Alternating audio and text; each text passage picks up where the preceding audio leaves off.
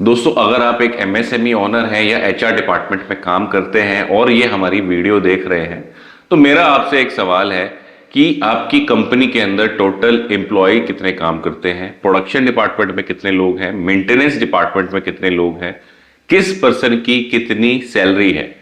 अगर आपके पास इस सवाल का जवाब नहीं है तो आज की वीडियो आप लोगों के लिए ही है। नमस्कार दोस्तों, एक बार फिर से बहुत बहुत स्वागत है हमारे YouTube channel AYT India academy पर। आज की इस वीडियो में हम जानेंगे एम्प्लॉय मास्टर के बारे में कि अगर आपको पूरे की पूरी कंपनी का एम्प्लॉय का डेटा मैनेज करना है एक सिंपल एक्सेल शीट के अंदर, तो उसको कैसे मैनेज करें। तो चलिए फिर ज्यादा वक्त न गवाते हुए शुरू करते हैं वीडियो को। Let's start.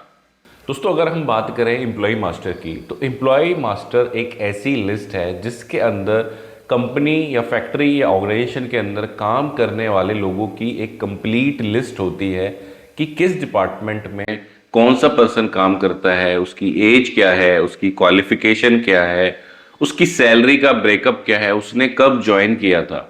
तो ये सारी की सारी डिटेल्स जो है वो एक एम्प्लॉय मास्टर के अंदर होती है। अब ये जरूरी क्यों है एम्प्लॉय मास्टर? अगर हमें यह देखना हो एट अ टाइम कि हमारे किस डिपार्टमेंट के अंदर कितने लोग काम कर रहे हैं, या मैं आपसे किसी की इंफॉर्मेशन मांग लूं कि भाई ये जो राम सिंह है इसकी इंफॉर्मेशन लेकर के आओ, तो क्या करेंगे? एचआर जाएंगे, उसकी पर्सनल फाइल को खंगालना शुरू करेंगे और लेकर के आएंगे, सर ये लीजिए। लेकिन अगर हमें एक जगह एक कंबाइंड मास्टर डेटा देखना हो कि चाहे वो राम सिंह हो, शाम सिंह हो, मीना कुमारी हो, कोई भी हो, अगर उसका मुझे डेटा देखना है, डेटा मैं देखना चाहूं किसी भी पर्सन का, किसी भी डिपार्टमेंट का, तो मैं विद इन सेकेंड्स देख पाऊं। दोस्तों, जो मास्टर का रोल होता है, जिसको हम मास्टर लिस्ट भी बोलते हैं, वो चाहे किसी भी प्रकार की हो, जैसे एम्प्लॉय मास्टर की लिस्ट हो गई या मशीन मास्टर की लिस्ट हो गई या मेरे प्रोडक्ट्स हैं उनकी लिस्ट हो गई, तो उसका मेन पर्पस ये है कि हमारा जो डेटा इधर उधर बिखरा होता है उसको क्लब करना, ताकि जब हमें उसकी जरूरत हो, मान लीजिए मुझे जरूरत है सैलरी बनाने की, तो सबसे पहले इंफॉर्मेशन मुझे क्या चाहिए? सबसे पहले इंफॉर्मेशन मुझे चाहिए कि मेरे कंपनी में कौन कौन काम करता है। अब उसके लिए क्या करूंगा? मैं इधर उधर से या तो डेटा इकट्ठा करूंगा या फाइलें इकट्ठा करूंगा, या मैं एक पूरी एक शीट मेंटेन करूं, ठीक है, जिसके अंदर मैं पूरा का पूरा जो है अपना ट्रैक रिकॉर्ड रखूं कि मेरी कंपनी के अंदर कौन कौन पर्सन काम कर रहे हैं। अब ये जो एम्प्लॉय मास्टर है उसके अंदर डिटेल्स क्या क्या होती हैं वो एक हम समझते हैं यहाँ पे। इसके बाद एक एम्प्लॉय मास्टर का जो फॉर्मेट है वो हम देखेंगे। दोस्तों, मोटे तौर पे अगर बात करें तो एक जो एम्प्लॉय मास्टर की जो लिस्ट होती है उसमें कुछ डिटेल्स होती है, जैसे details of employee name, code, department, designation. Code बहुत जरूरी है, जैसे कि एक ही नाम से 3 लोग हैं, जैसे एक राम कुमार है, दूसरा राम सिंह है और तीसरा फिर से राम सिंह है, ठीक है। अब क्या करेंगे हम? राम सिंह 1, राम सिंह 2। भाई 1 कौन सा है, 2 कौन सा है? तो इसके लिए क्या इलाज है? इसके लिए है कोड, कि हम एक कोड देते हुए चले हर एम्प्लॉय को कि ये इसका एम्प्लॉय कोड नंबर है, ताकि उसकी हम ट्रेसिंग कर सके। जैसे हमारा आधार कार्ड क्यों होता है, उसके ऊपर एक यूनिक नंबर क्यों होता है? अब मान लो श्याम नाम के 50,000 लोग हैं फरीदाबाद के अंदर, ठीक है, लेकिन सबके हो सकता है आधार कार्ड, हो सकता है क्या, मतलब होंगे ही, सबके आधार नंबर जो है अलग अलग होंगे, मतलब उसकी एक यूनिक आइडेंटिटी हो गई। ऐसे ही जब हम एम्प्लॉय मास्टर का डेटा बनाते हैं, एम्प्लॉय की लिस्ट तैयार करते हैं, तो उसका जो एम्प्लॉय कोड है वो उसकी यूनिक पहचान होती है। उसके बाद उसका यहाँ पर सैलरी ब्रेकअप आता है, फिर कॉन्टैक्ट डिटेल्स और एड्रेस डिटेल्स, कि अगर पर्सन को कुछ हो जाए, अगर हमने इमरजेंसी में किसी से कांटेक्ट करना है तो किससे कांटेक्ट करेंगे, उसका एड्रेस क्या है, ठीक है। ऐसा तो नहीं है कहीं से भैया जो बंदा है ऐसे ही उठ के आ गया, मर्डर करके आ गया और हमने उसको नौकरी पे रख लिया। तो उसके लिए उसका एड्रेस, उसके पर्सनल डॉक्यूमेंट्स का होना बहुत जरूरी है, जिसके अंदर उसका आधार हो गया, पैन हो गया, ठीक है, ड्राइविंग लाइसेंस हो गया, ये सारी चीजें हो गई। फिर उसके बाद उसकी ईएसआईसी या ईपीएफ की डिटेल्स हो गई कि उसका ईएसआईसी नंबर क्या है, वो ईएसआईसी के लिए एलिजिबल है या नहीं है। ऐसे ईपीएफ है तो ईपीएफ का नंबर क्या है। तो एक जगह पर जो डिफरेंट डिफरेंट इंफॉर्मेशन है, उसकी पर्सनल डिटेल्स की, उसके डॉक्यूमेंट्स की, उसको हमने एक जगह पे क्लब कर दिया और हमारा एम्प्लॉय मास्टर तैयार हो गया।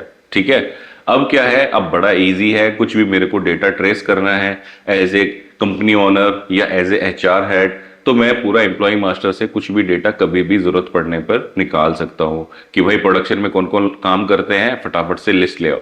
नहीं तो जनरली क्या लोग करते हैं, कोई डेटा मांगा तो उस महीने की सैलरी शीट में जाएंगे, वहां से डेटा निकालेंगे, फिर उसको ले जा करके देंगे। ठीक है, और ये बेस डॉक्यूमेंट है। एक होता है बेस डॉक्यूमेंट, जैसे घर की जो नींव है ना, किस पे टिकी है, जो नींव है उसके ऊपर घर टिका हुआ है हमारा। ठीक है, ये जो पिलर्स है, अब मैं जितनी नींव मजबूत बनाऊंगा उतना मेरा घर जो है बढ़िया बनेगा।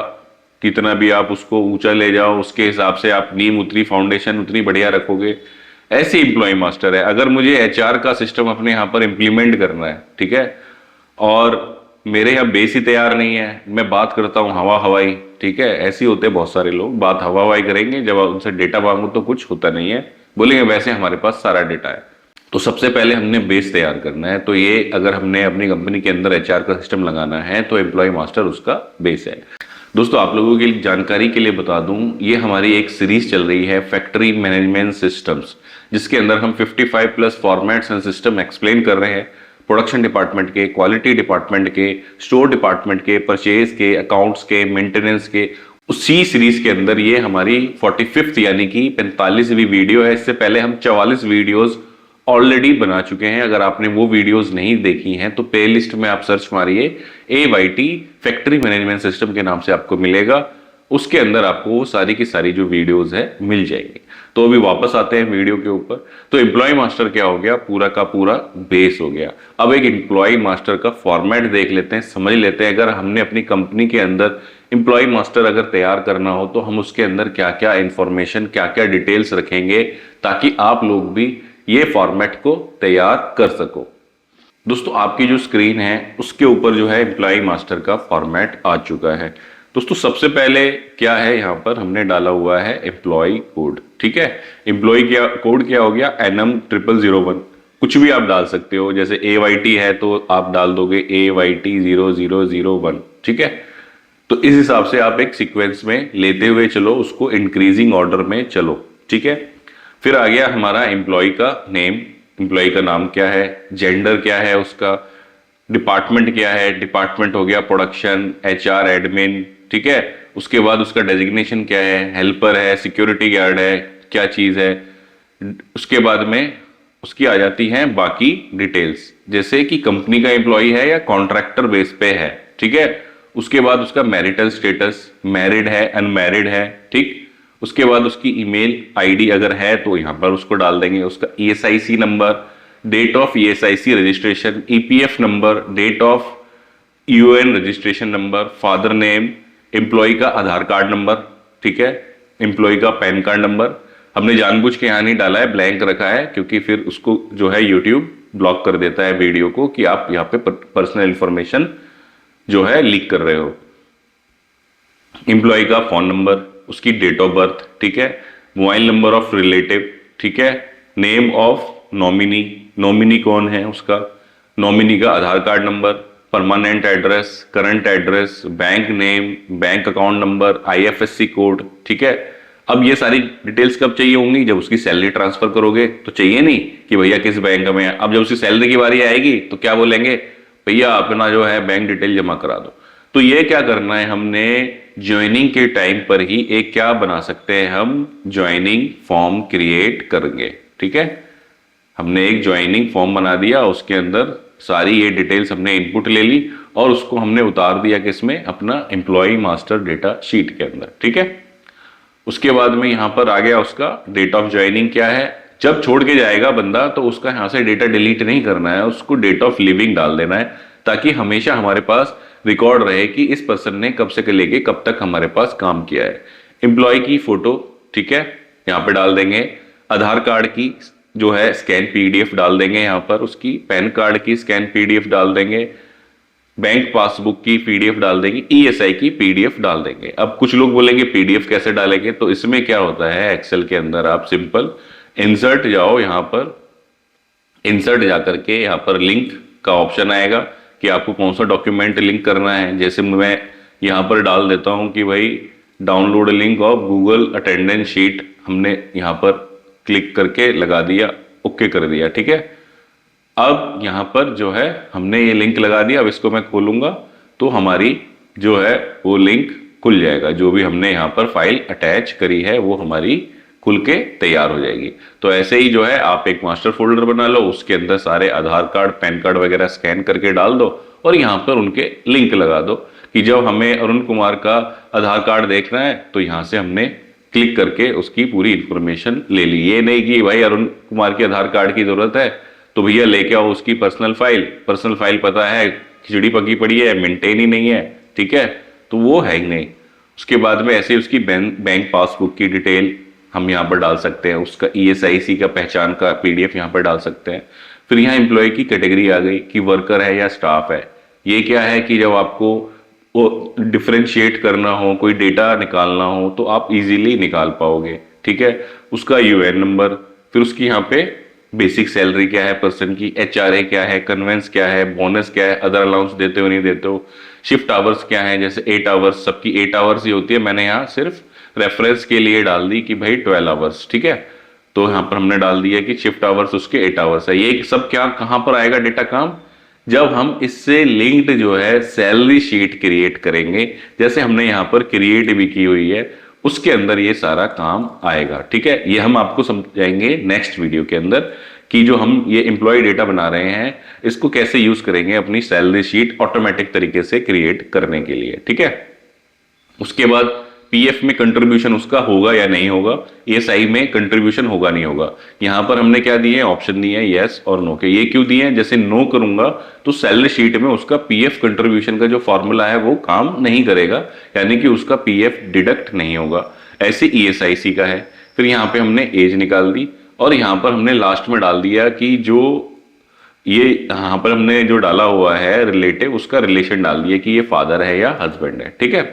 तो इस तरीके से आप जो है इसमें डेटा मेंटेन करते जाओ लास्ट तक, ठीक है, यहां पर, और अपना पूरा का पूरा जो है एम्प्लॉय मास्टर आप रेडी रखो। अब ये आपका जो एम्प्लॉय मास्टर है वो किस में काम आएगा, जब हम यहाँ पर अटेंडेंस शीट ऑटोमेटिक बनाएंगे। इसको भी हम आपको नेक्स्ट वीडियो के अंदर एक्सप्लेन करेंगे, ठीक है। जब इसके अंदर हम ऑटोमेटिक अटेंडेंस शीट क्रिएट करेंगे उसके अंदर ये काम आएगा। यहां पर जब हम ऑटोमेटिक सैलरी बनाएंगे वो यहां काम आएगा कि आप अटेंडेंस भरते जा रहे हो, सैलरी आपकी तैयार होते जा रही है। लेकिन उसके लिए क्या हो गया, बेस चाहिए हमको। बेस क्या हो गया, हमारा एम्प्लॉय मास्टर डेटा शीट हो गया।